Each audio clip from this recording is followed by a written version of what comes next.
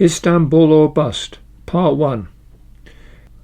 It was towards the end of 1965, and Rosalind and I had been married for just over a year. We were living in a terrible, damp basement flat in North Malvern. Previously I'd shared a rather super flat in Aldwyn Tower, at one time a hotel high on the hill with a view over the town and a plain below. In its glory days, Roosevelt had stayed there while recovering from an illness. It had a blue plaque to prove it. Myself and two other students had rented the top floor and the tower. It has since been turned into a luxury apartment. I had lived in the tower, and the view was magnificent. When Rosalind and I were married, voices that we shouldn't have listened to said that we should live in an unfurnished flat, but we made a rather unfortunate choice. It even had an outside toilet. I was working in the Navigational Instruments Department of Smith's Instruments, Bishop's Cleeve, near Cheltenham, and Rosalind was working in the Royal Radar Establishment, Malvern. Rosalind was using evaporation techniques to produce thin-film microcircuits. The head of her department was the internationally known GWA Dummer, known in the section as GWAD or pronounced as God. We'd begun to talk of perhaps working abroad, but as time went by we began to think it was travelling abroad rather than working that had attracted us.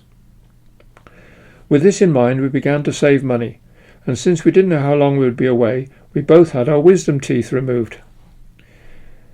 Eventually we decided to buy a suitable old car, drive to the south of France, and then follow the coast all the way to Istanbul. I was travelling to Smith's each day in a 1936 Lanchester. In its day it was an excellent machine: epicyclic, pre-selected gearbox, fluid flywheel, worm drive rear axle, hand throttle, and even had 3 hinges on the doors. However, its days of excellency were long gone. The engine was so worn that I had to start it on ether. The procedure involved removing the crankcase breather pipe from the carburetor input and squirting in ether from a one-time nasal spray. As soon as the engine staggered into life, clouds of smoke poured from the breather tube, so this had to be rapidly reconnected to the carburetor. The fumes were then burnt in the engine. It had several other endearing properties. There was no cooling water pump, so if it was stuck in traffic it would overheat and the engine would stop. One then had to wait about half an hour for it to cool down before repeating the starting procedure.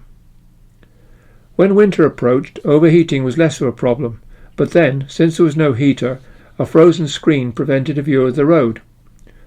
To overcome this I strung some resistance wire backwards and forwards in an old pencil case. This improvised electric heater enabled me to clear an area of about 2 inches by 5 inches, through which I could peer and start the journey. Eventually enough warmth from the engine leaked out from the back of the bonnet to melt a larger area. There were several other delights, but I must return to the Istanbul road trip. The Lanchester was obviously not the vehicle for the journey. We thought that a European car would give us best hope of finding any necessary spare parts en route. Initially we considered a Citroën 2CV. However, before we could track one down, a chap at work, Vernon Mortimer Bowen, told me that he had a Fiat Topolino that he was thinking of selling, and thought it might be ideal for our trip. I'd never seen one, but apparently the Topolino looked a bit like a miniature Volkswagen Beetle, and hundreds of thousands of them had been sold between 1936 and 1947. If we managed to reach Italy, surely there would be many of them still around, and spares would not be a problem. In fact, the only one we saw in Italy was our own, but almost everywhere we went people laughed and shouted "Topolino!" So it was still a fond folk memory. I went to have a look at the car. It was a right-hand drive open-top cabriolet, and although it had a dented wing and needed some work on the mechanics, it seemed basically sound. There was an MOT certificate until November 1966, and it was taxed until the end of March 1966. I imagined us speeding along in the south of France, our hair blowing in the wind. It seemed just the car for a romantic journey in the Mediterranean sunshine, and we settled on £25. A few days later, January 1966, I collected the Topolino and set out on the 25-mile journey to Malvern. The car had a current meter, and as soon as it began to get dark, I discovered that the generator was not balancing the headlights. Would the battery last out? As I neared the end of the journey, I began to think it would. However, as we climbed the long hill into Malvern, the clutch started to slip. So which would fail first, the clutch or the lights? In fact, keeping as high a gear as possible and going down to side lights, I just made it and parked triumphantly in a quarry near our flat. Vernon had given me a few Xerox pages from a Topolino manual. They were not complete, but gave a good idea of the construction. This excellent cutaway drawing, which I didn't have at the time, shows everything clearly. In some ways it was conventional. The 4-cylinder side valve engine, a single plate clutch, 4-speed plus reverse gearbox coupled by means of a prop shaft to a rear axle differential, and it even had hydraulic brakes. However, the disposition of these elements was unusual. The engine was mounted right forward in front of the independent front suspension. The radiator was above and behind the engine, and the generator was on top of the engine and held on by some of the same bolts that held the cylinder head. The generator was belt-driven off the front of the crankshaft, and at the rear of the generator was a 4-bladed fan for the radiator. There was no water pump. The petrol tank was mounted above the driver's and passenger's legs, and at the bottom was a tap and a metal tube leading directly to the carburetor, so no fuel pump was necessary. Gravity provided the flow. At the weekend, we decided to investigate the clutch first. I unbolted the engine gearbox assembly, and Rosalind and I carried it the 200 yards home. This involved going down a steep flight of rickety brick steps to our flat. This is a recent photo, and I can see that the steps are now concreted. We cleaned the unit up a bit, put it on the kitchen table and started to investigate. Unfortunately, there were a number of cracks in the bell housing, which was a single casting with the gearbox. I wrapped up the whole assembly in newspaper and set out on the bus to Barnes Green, where I knew there was a blacksmith. "Can you weld aluminium?" I asked. This must have been an insult to his professional abilities. With a grunt, he tore back the newspaper, without any further unwrapping, welded up all the cracks in a most speedy manner. It was an excellent repair, and the charge was nominal. "We're driving it to Istanbul," I bragged. He laughed, and I was a bit disconcerted. On dismantling the clutch, I discovered that although the friction plate itself was fine, the 6 springs were buckled and saggy, and obviously not exerting sufficient force. I took several measurements, and later at work carried out compression tests. Despairing of finding genuine replacements, I made some calculations and came up with a specification. But where to find such springs? I'd heard that Terry's of Redditch made springs, so Rosalind and I set out in the Lanchester. For once it behaved itself. The traffic was light, and we arrived at Terry's uneventfully. We parked the car, walked up the flight of steps, and knocked on the imposing double front doors. We were graciously received and ushered into some form of conference room. We explained the purpose of our visit, and I got out my drawings and specification. Without a hint of surprise at our naive approach, the official disappeared, and came back with an enormous book, which seemed to contain the specifications of every coil spring that Terry's had ever designed. After searching through this for half an hour, I eventually found some valve springs for a 1947 Ford, which seemed ideal. We were taken into the basement stores, and a search was made for the ancient items. Eventually an old cardboard box containing a set of the 8 valve springs was found, and bought for 13 shillings and 9 pence. After giving profuse thanks, we returned to Malvern. The photo of the building is of course modern. Terry's is long gone, and it's sad to see the use of the once imposing building. Some other parts of the clutch needed repair, brazing, machining, etc., and this was done as a favour by a very helpful guy in the machine shop at Smith's. But finally it was all bolted back together. The drive shaft into the differential had too much play in it. Conventional wisdom said don't disturb the mesh of the pinion with the crown wheel, but since the play was excessive, I decided to take a chance and tightened up the taper roller bearings. There were still a number of essential parts that I required. At each end of the prop shaft, Instead of universal joints, there were special flexible discs made of several layers of canvas material, and these needed replacing. This photo shows modern replacements. It was all long before the internet, so the place to look was Exchange and Mart, a general advertising periodical. An advert from a scrapyard near Shepherd's Bush, London, said that they dismantled some Topolinos. I gave them a ring. Yes, they had these discs, and they were in very good condition. They also had a generator and several other parts I wanted, and they agreed to keep them for me. How to get to London without spending any money? Luckily, a friend was about to drive to London, and he offered me a lift to Hanger Lane on the North Circular. We set out early one morning and reached London about midday. I went by underground to the scrapyard and bought the parts. Unfortunately, this used up all my money. My plan was to hitchhike back to Malvern. As a student, I'd done a lot of hitchhiking and had frequently hitched to London, so I knew that Hanger Lane was the best jumping-off point. I stuffed all the parts into my pack and, with no money for the underground, walked there via Shepherd's Bush. The hitchhiking went well, and I reached Malvern before midnight. A week or so later, I heard of some Topolino parts in a scrapyard in Worcester, and I managed to get an extra spare wheel with a good tyre. I lengthened the spare wheel retaining bolt by cutting it in half and brazing each end into a tube. Swapping the generators was too risky. To save money, it was held down by the same bolts that secured the cylinder head. As I did not yet have a new head gasket, we would have to keep to daylight for the time being. There was no separate voltage regulator.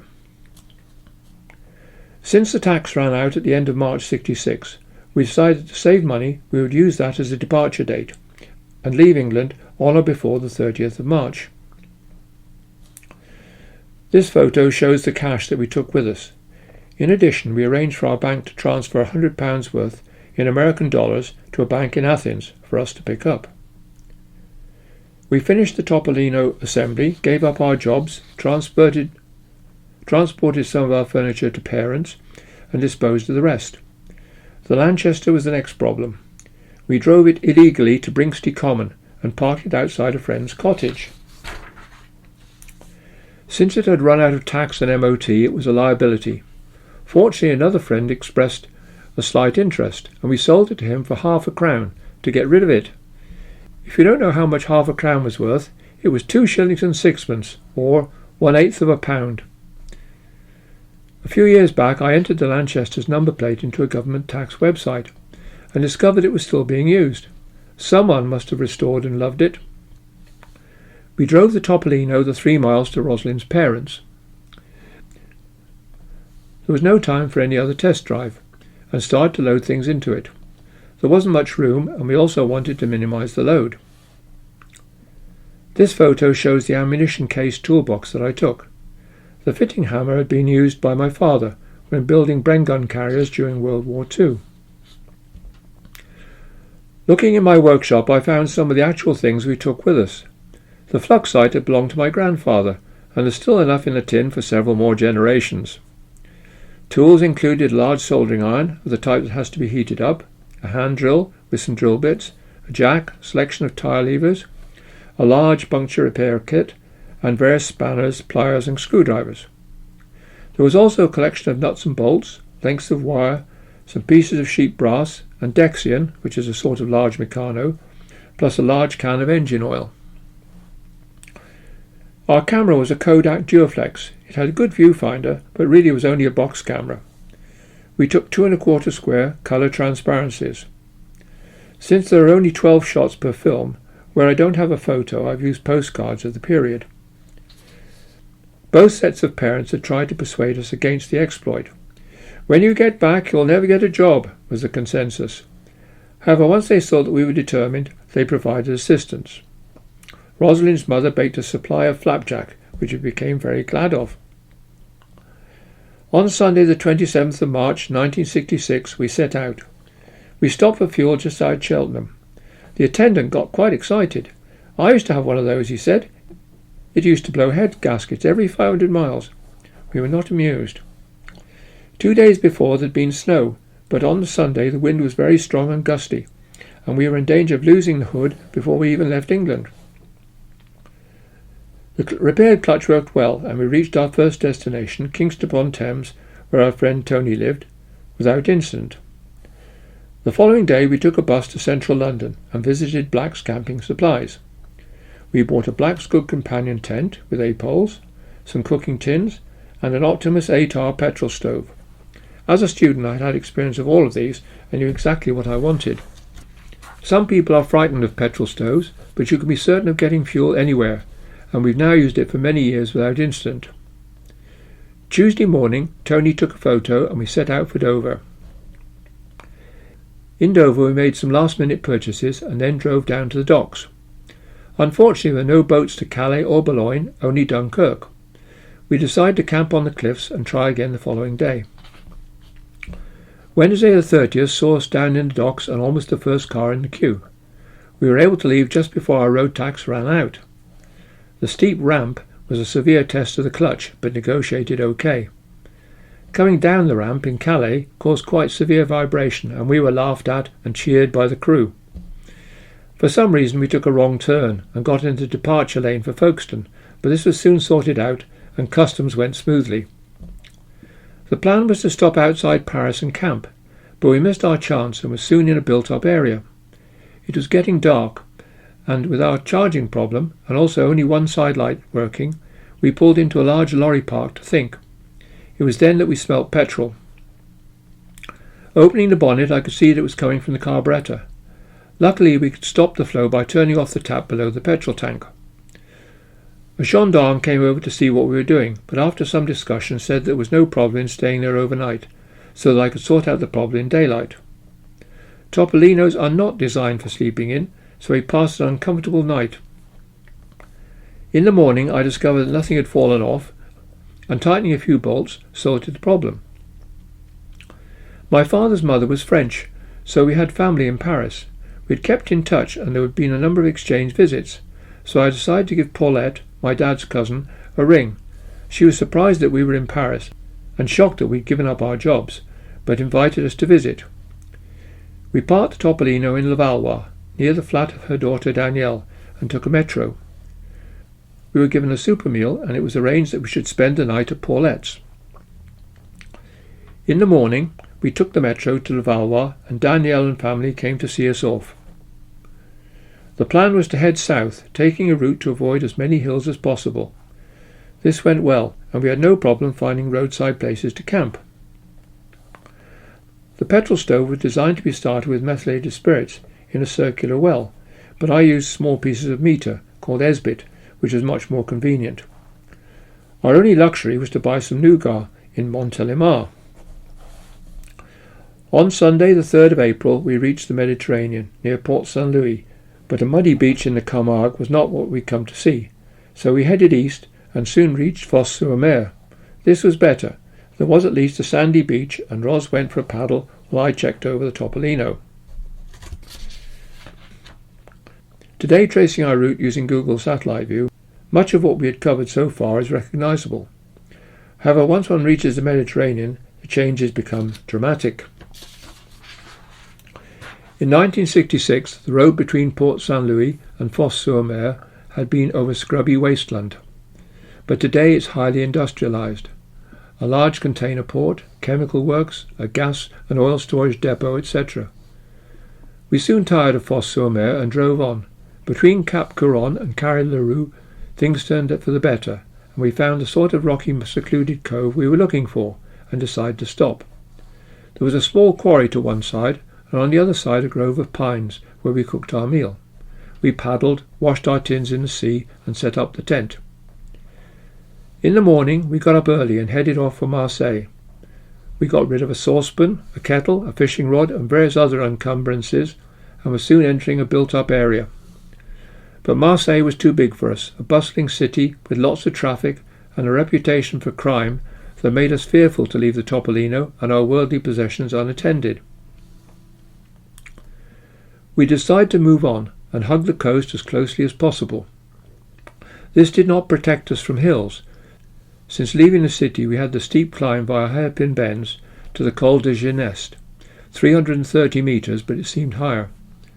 The Topolino didn't complain, and our confidence in it began to mount.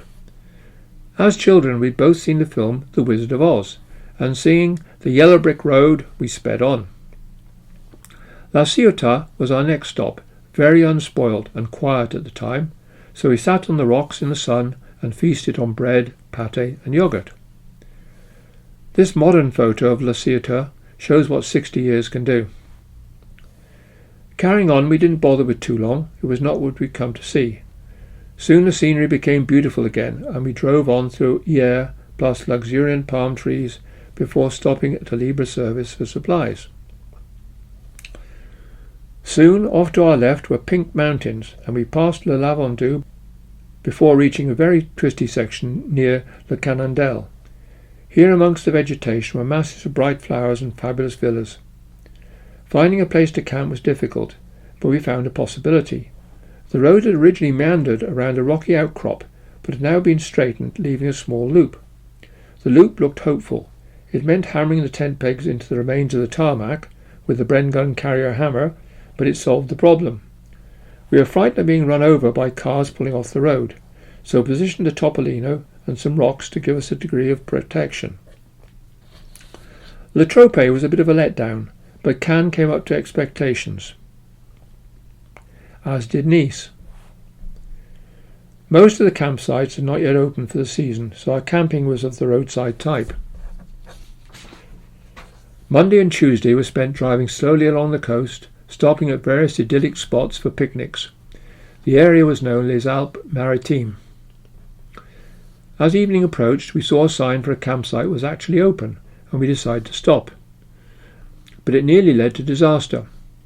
The approach was up a rough, narrow track that got steeper and steeper, putting a severe load on the transmission. Until then we'd nursed the Topolino, avoiding hilly routes and driving gently. Here there was nowhere to turn round, so we had to endure the torture and wonder what would fail first. The clutch, the fabric universals, the differential, none were in their youth. However, eventually the track levelled off, and the Topolino had survived. After a meal I set about repairing the punctures. During the trip we had at least 17 punctures, so having 2 spare wheels had been a good investment.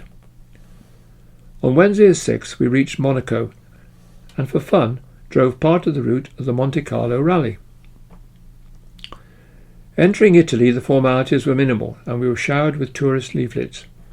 We bought a red triangle, petrol coupons and museum passes. The countryside was as beautiful as the south of France, but seemed poorer. Just before we reached Alassio, we began to notice an ominous vibration, and as soon as we could find somewhere to stop, I set about investigating the source. It didn't take long to discover that the bolts that held the flexible discs at each end of the prop shaft had worked loose, possibly due to the strain put onto the discs the previous day. Luckily all the bolts were still present, and it was simply a matter of tightening them up. We planned to stop and camp before Genoa, but left it too late. As it began to get dark, we discovered that the front lights were not working. The only possibility was to stop in a small car park that sloped down towards the sea. We settled down for another uncomfortable night in the Topolino. In the early hours of the morning we were woken up by the police. They wanted to know why we were there, but before the investigation developed, they were distracted by the arrival of a very noisy scooter and didn't return. However, we didn't escape our stop unscathed, since the downward slope would put pressure on my knee, from which I've never completely recovered. I can still feel the effect as I write. In the morning I examined the lighting circuit and corrected a fault. We then set out along the coast. The section from Genoa was very pleasant, and we were enjoying Italy. However, a short distance further on at Trigoso things changed. We approached a small tunnel entrance, and some people nearby started to wave at us. Assuming they were reacting to the Topolino, we switched on our feeble lights and plunged in. It was a surprisingly narrow tunnel with a dirt surface, but before long we popped out into bright sunlight, only to find another tunnel in front of us, tunnel after tunnel. These were not brightly lit alpine tunnels, but tight-fitting holes in the rock with no illumination. It began to dawn on us that we were travelling down a disused railway line. In our little mouse, we felt like a small black animal scurrying down our burrow. This should have been its natural home, but fears of one of our breakdowns began to invade. We discussed various scenarios. Engine failure wouldn't be too bad, since there was no gradient and we could push it out. A puncture, or one of our patches lifting, would mean changing a wheel in the dark, but I've become pretty adept at wheel changing. But what if we had an immobilising breakdown? Vehicles could arrive from either end, and we'd be stuck in the middle. Volatile tempers would rise. At this moment our lights decided this would be a good time to fail completely. Surprisingly, we'd overlooked that possibility. Luckily, we were not far from the end of the tunnel, and we scurried on. The lights flickered on again, but this was not the end of the tunnels. Tunnel after tunnel. There seemed to be more tunnels than open spaces. In one particularly long tunnel, we began to think of Alice in Wonderland, chasing after the White Rabbit. Like Alice, we really didn't know where we were headed. Would it be Wonderland, or would we reach a dead end and have to retrace our steps?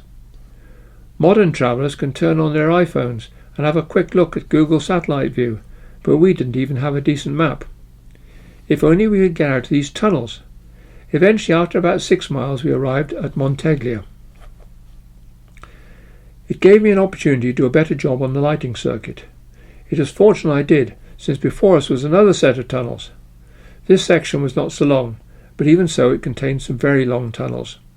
We finally came out at Diva Marina. Thankfully, for the whole distance we'd not seen another vehicle. Maybe the notices and the people waving were telling us that the tunnels were closed, but there was no barrier. Now, looking at the internet, I can see that some of the ex-railway tunnels are now officially open to vehicles and have traffic lights at each end. The 6-kilometre section between Fremura and Levanto has become a cycle and pedestrian route, known as the Mare Monte Path. The tunnels beyond Diva Marina were completely blocked off. However, there was a way out, a road up into the mountains, unfortunately what we'd wanted to avoid. Never mind, the bright sunshine felt marvellous after the dark clammy holes. The road climbed steeply and the tarmac section soon came to an end, but the views were spectacular.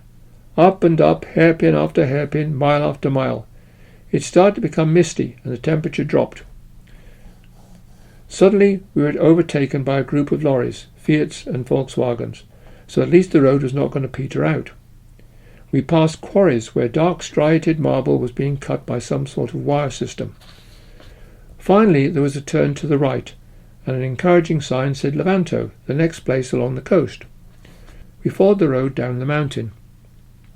It was twice as long as the one up, and just as twisty, but eventually the road became metalled, and we reached the promised Levanto. Our elation was short-lived. After driving around the town about 6 times, we discovered there was no coast road, and in fact the only way out seemed to be the very road that we'd just come down. It was heartbreaking, especially for the unnecessary strain on the car, but at least we were not short of petrol. The Topolino travelled an amazing distance on a gallon of petrol, even on a mountainous road. In this old postcard of Levanto you can still see the railway line. We retraced our steps, and when we reached the siren sign Levanto, we turned right. After a very few miles we reached the historic Via Aurelia. The sign to the left said Genova, an irritatingly meagre 67 kilometres, and to the right, to La Spezia, only 28 kilometres. In La Spezia we did some food shopping and bought some funny-looking pancake things with tomatoes, cheese and herbs on top. We later discovered they were called pizzas. How ignorant we were. In Italy we were a great source of amusement, and the population were not shy of expressing it. It was getting dark, and since we didn't want to sleep in the car again, we looked out for a place to camp. Although the lights were now working, we knew that our range would be limited by the lack of charge for the battery. The beaches all seemed to be fenced off and had gaudy pavilions facing the road. Eventually we found a campsite, but it was too early in the year again and was closed. Undaunted, we camped outside in a good position. Friday, 8th of April. We had our first rainstorm, but as we reached Pisa, the sun came out again, so we were able to do the tourist activities and take the obligatory photo of the Leaning Tower. However, we were later to discover that due to the inadequacies of our camera lens, our tower appears vertical, and everything else is leaning. Having done our duty, we departed for Rome along the Via Aurelia. This is the end of part 1. Part 2 continues the trip, and the breakdowns begin.